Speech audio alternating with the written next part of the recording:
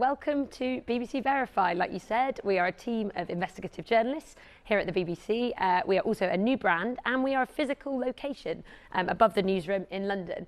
And the point of the team, as you said, is to verify video, to fact check, to counter disinformation and to analyse really complex stories so we can get to the truth of what's going on.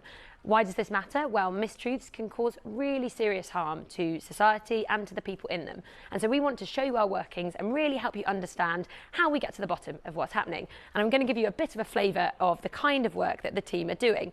So we're able to look at maps to geolocate specific situations, stuff that's going on. This is just a map of central London where we are now.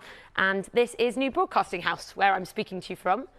And it's not so important perhaps for the centre of London, but it is when we're analysing war zones or what's happening in hard to reach places.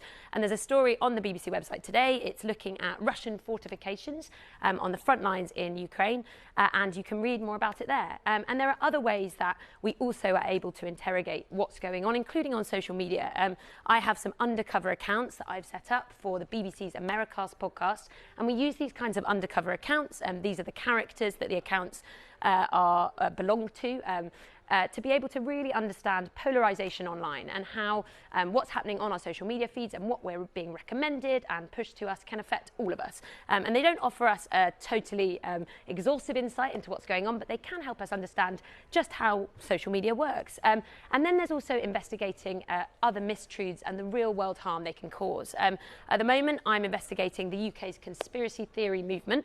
I'm trying to understand more about how it's evolved and intensified since the pandemic here in the UK. I'm looking at the alternative media that finds itself at the heart of this movement and a conspiracy theory newspaper that's a part of that as well.